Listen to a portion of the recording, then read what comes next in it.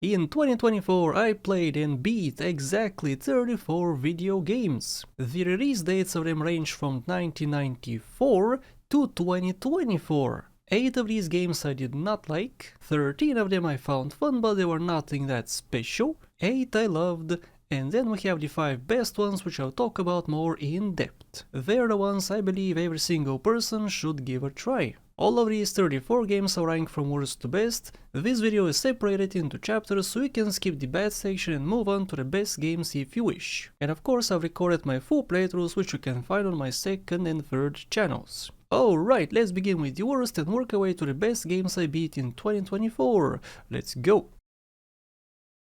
The Original Forest is one of my favorite games of all time. I was free to explore, build, take it slow, enjoy the scenery, dabble into crafting and so on. The second game threw everything out in favor of size. The map is gigantic, it's bland, the story is as generic as they get. Hell, in this crafting and building game, I did not build anything, not a single structure. I also crafted only things necessary for progression. It's a downgrade in every single aspect and the franchise is now dead to me. I don't even know why people consider this a game. You just walk around and slap people. You listen to them say some things and you're done in like 3 hours. The fake thick accent also doesn't help. The so-called funny and goofy voices they have I simply cannot understand. Half the time I don't even know what's happening. The puzzles are not even puzzles, there's nothing to solve. Maybe you gotta be British to understand the humor and I'm just not the target audience, but I gave it a chance and I'm never touching it again. The unofficial bootleg sequel to Neighbors from Hell 2. It's made by a different company, the animations, characters and puzzles are really bad. If you look at them for too long, they could give you nightmares. Honestly, I think the game is worth a playthrough since it's so short, and if you can get past the terrible character models, maybe you can enjoy it. I'm not a fan of superhero games or superhero media in general, but I was commissioned to play this crap, so I did. To give the game credit, it did some things great, like the cutscenes for instance. These comic book style transitions and presentation style is in my opinion top-notch storytelling. The art style is also perfect since it's simulating comic book characters. Unfortunately, the gameplay did nothing for me. It's still Spider-Man, you still fight monsters, most of the time I don't even understand what's happening since you gotta know some Spider-Man lore to get the story fully. But hey, if you're a fan of superheroes, then this might be up your alley. This is a 40-minute bore, a few levels where you shoot and hit some goblins with a terrible sense of humor. The game really wants you to laugh at the funny goblin noises, but I just can't, it's so juvenile. Maybe I'm too old, but nothing about this game made me laugh. I love the art style, loved exploring the dungeons and finding cool loot, but by the time I get used to the controls, the game is over and I can remember like 1 or 2 good moments. The rest is just boring.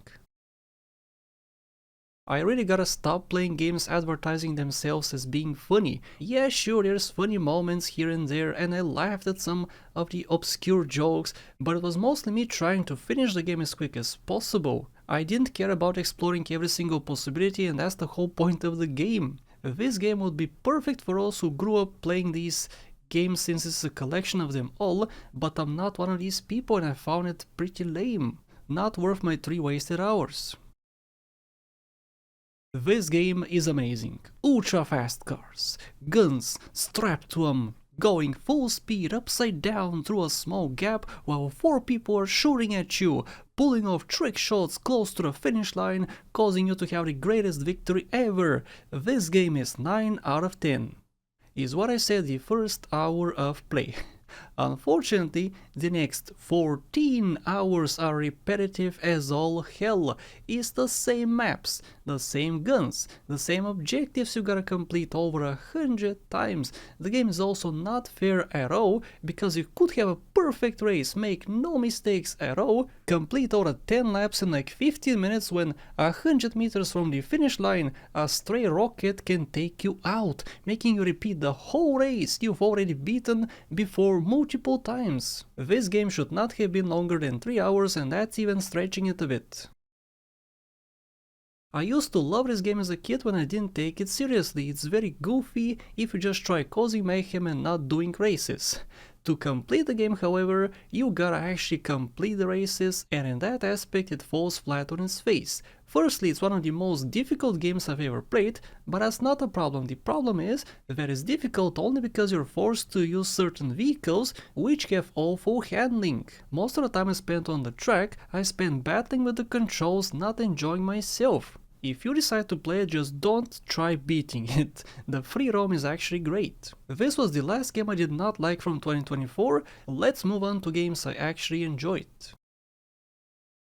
I have found over 100 community-made mods for this game, and from time to time I try them out. This one grabbed my attention because the puzzles were interesting, the house got a facelift, and surprisingly, there were no visual glitches or broken textures, something which is very common with these mods. It's unfortunately a bit short, but I found it fun.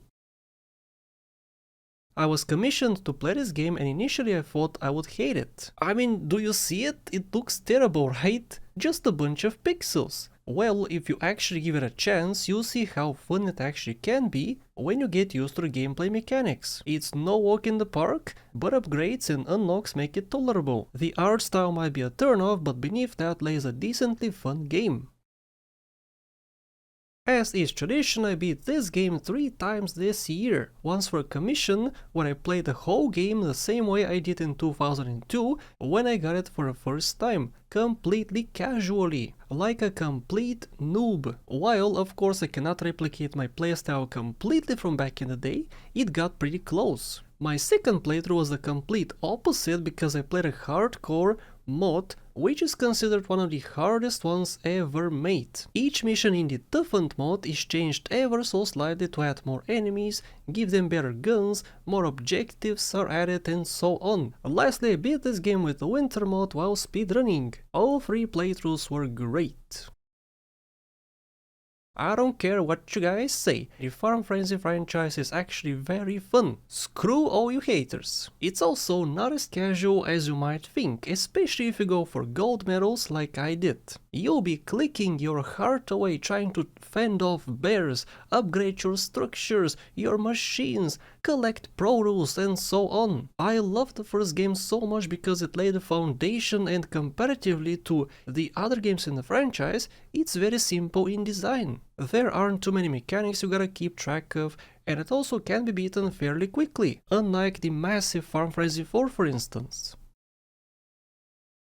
It saddens me greatly how people don't give this GTA game a chance. Sure, it looks terrible, it's laggy and the controls are bad, but it greatly expands the lore of GTA 3. It introduces characters which have engaging backstories and it's overall very fun. I did a 100% walkthrough of this game this year on my main channel, and as you know, when I make a walkthrough I complete the game several times, not sure how many times exactly. I beat Advance or what my actual playtime is, so I'm just gonna guess, but I know it was a lot and it definitely won't be my last time playing this game. For my in-depth review or my walkthrough, check the description. I beat San Andreas 3 times this year. Once I participated in a speedrun race with over 400 people where I used the winter mod. The second time I did a regular vanilla speedrun where I set a new personal best. And lastly, I got commissioned for a casual playthrough just like I did for GTA 3. Out of these 3, the casual playthrough was the most fun because I'm not a huge fan of speedruns. I have not played like this in over a decade, and it was nice going back to my roots and smell the roses, as they say. GTA San Andreas is peak and forever will be. I absolutely love rally racing, and unfortunately this game is not pure rally, that's just 1/4 of the game, and as you know, if you don't put all your efforts into one particular thing, the other aspects of the game will suffer. This is why I don't like new rally racers, because they're bloated and not centralized. Apart from rally we have 1v1, team racing and some other crap I don't particularly enjoy. But of course the rally portion was still fantastic. Not as great as I would like, but still it was great. They just don't make them like they used to nowadays, man. And I'm actually running out of old rally racers to play. I have already beaten the best ones from back in the day, and Michelin Rally Masters is one of them. Awesome game, but it could use some improvements. I am not a Mario or even a Nintendo fan at all, but I had quite some fun with this game. It's unfortunately pandering way too much to little kids in some instances, but I mostly ignored that and had fun beating it. It's not even too easy. I expected a snooze fest after playing Mario Odyssey, but nah. The difficulty is higher, the levels are innovative, the platforming is godlike because of the precise controls, so I do recommend it. If you like what you see, please emulate it on PC. Don't give Nintendo your money. Nintendo sucks. Indica is just weird. I have no other way of saying it. It's also not really a game. It's very basic, there's not much sense to your actions, you just play it for a story which is very intriguing. The protagonist is a nun who goes on a journey for self-discovery and stuff gets crazy the longer you play. You see the devil, you care for a person in need, you stand up for yourself and your beliefs. If you ignore the crappy gameplay, it goes pretty deep with the psychological horror elements. Honestly, you're probably better off just watching my full playthrough, just because you may not stand the gameplay elements.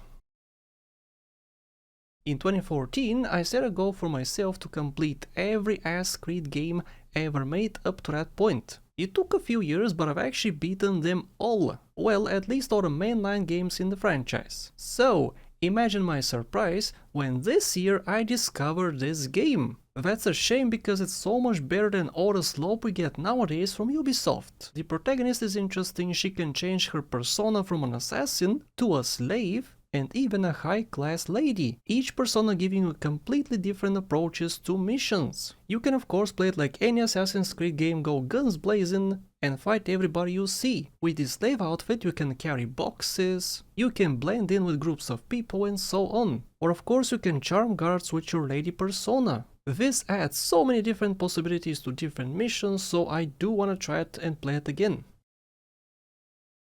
After beating Liberation, I also beat the Assassin's Creed Force DLC featuring the Liberation protagonist. It's really short, but it tells a story about one of the adventures Evelyn goes on because of Connor. It's a few levels where you're free to be stealthy or play like a madman. The different personas from Liberation are gone, so you aren't really free to play however you want, but what's on offer here is enough to satisfy my Assassin's Creed demands for about an hour. 30 years after release, I decided to beat this game, and you know what? It's way more fun than most Need for Speed games nowadays. Sure, it's bare bones, not many cars to choose from or tracks you can race in, it also looks like garbage, but this doesn't matter when the driving is perfect and the difficulty is very fair. There's no rubber banding, no shenanigans, you lose a race only because you can't drive well. It took me 6.5 hours to beat it, but all that time I spent on the edge of my seat, filled with joy. I could not believe it at first, but this game was a blast. It's my first time beating it, 30 years later.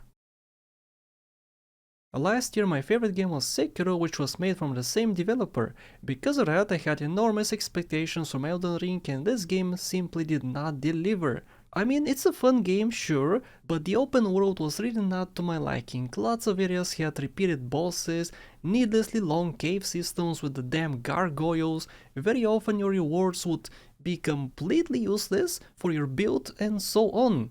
I would have preferred a more linear experience like Sekiro, but hey, this game was still fun. This was also the last game in the good category. Let's move on to the games I absolutely loved playing in 2024.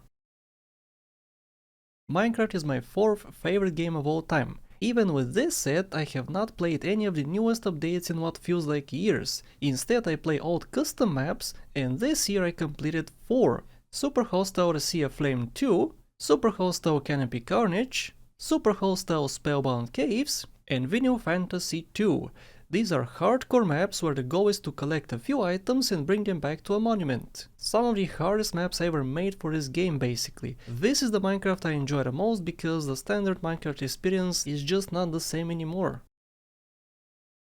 DX Bow 2 was my childhood. Props to you if you know it.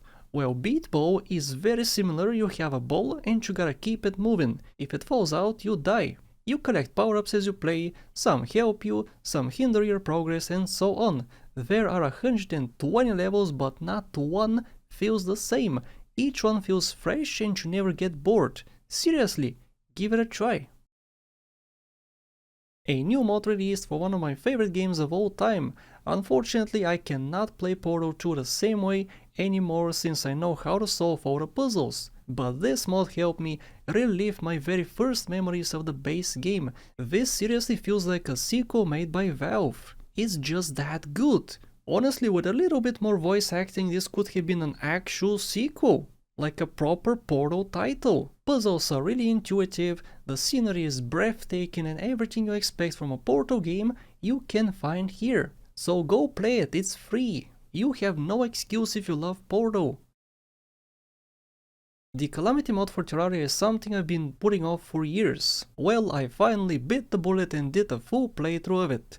Honestly, I prefer the base Terraria experience to Calamity, but it was still fun exploring all the new biomes, monsters, play around with all the new items and talk to the new NPCs. It's only here because it's Terraria, and Terraria even without the mod will always be a blast to play. It's my third favorite game of all time after all. Is Calamity worth it? Sure, it's nice to try out, it completely transforms the game in a few ways, but to me I'll just go back to the base Terraria for next time.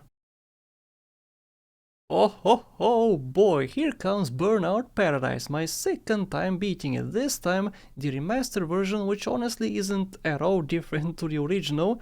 This is a game where causing as much mayhem as possible is the key to winning.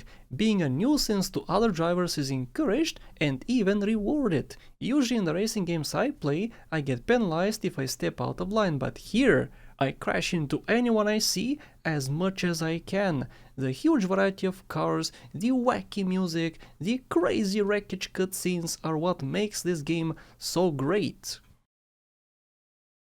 Contrary to popular belief, City is the worst Batman Arkham game to me. This does not mean it's a bad game by any means, I just prefer the rest of them. City is just too open and the missions are just not as interesting as the other games. This franchise is also one of the few superhero ones which I actually don't mind, probably because Batman really is just a normal human with a lot of money and fun gadgets. It doesn't really feel like a superhero game since most of the focus is on the villains anyway and not so much on Batman. Origins to me has a much better campaign where you learn more about the backstory of Batman. As a person who didn't know much about this bad guy, this was a nice introduction to his past. Otherwise, it's basically the same game as City. I had zero expectations for Crew 2 and this game just blew me away.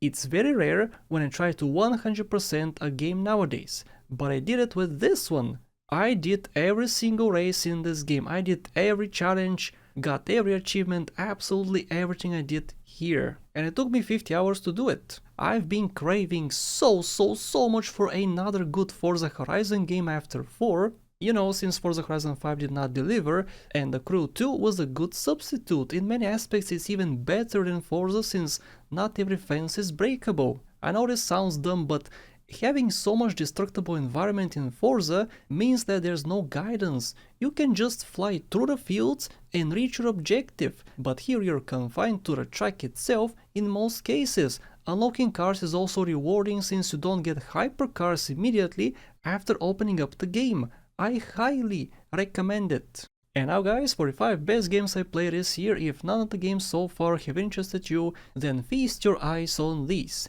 Do yourself a favor and try them out.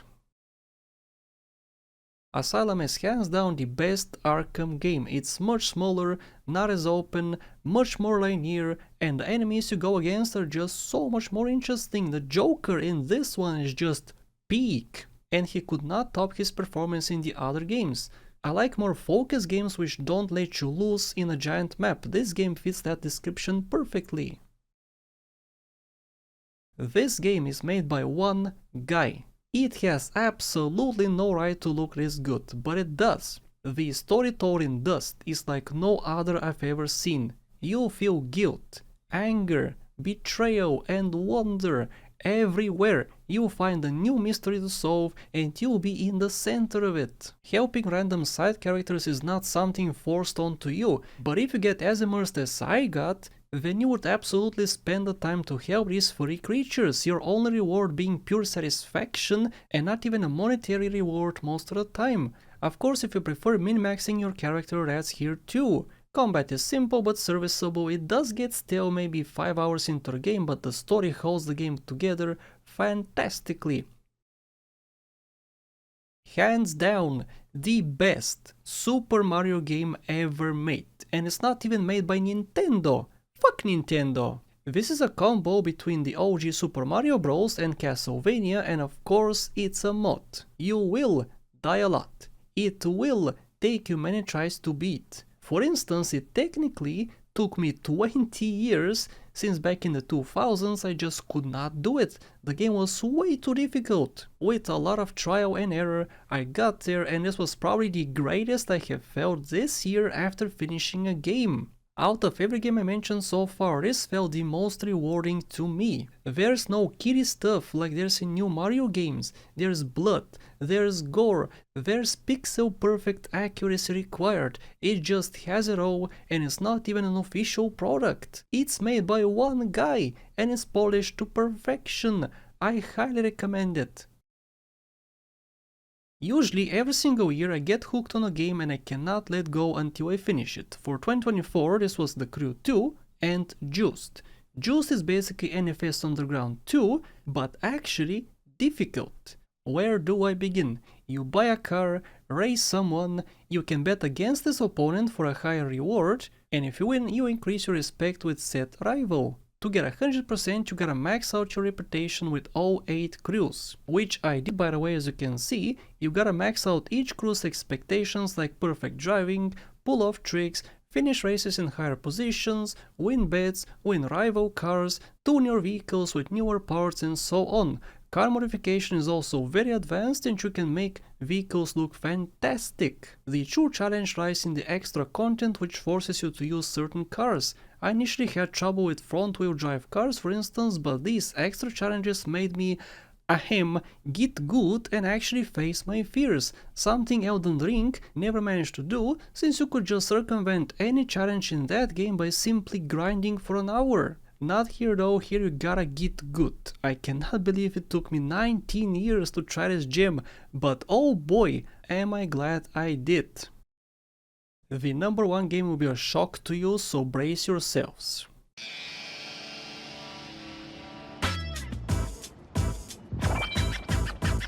Yu-Gi-Oh! Power of Chaos Joy the Passion is one of my favorite games of all time. You won't believe me here, but out of all the games I've played in the last 30 years, this and GTA San Andreas I've spent the most time in. At one point I unlocked every single card in this game, which took me 10 years. By the way, this time in 2024 I kept it simple. I just started at level 1 and counted the game as complete when I beat Joey at his max difficulty level. There's just something so pure and innocent about this Power of Chaos franchise, guys. There are no predatory mechanics, no in-game ads, no always online requirement. It's pure fun. Pure Yu-Gi-Oh! Where Pendulum, Synchro and all other new era crap is not present. I just love this game so much, man. I have a couple duels before I go to bed every other night and will probably play this game forever. I cannot really recommend it to new players since they would probably prefer the newer titles, but this one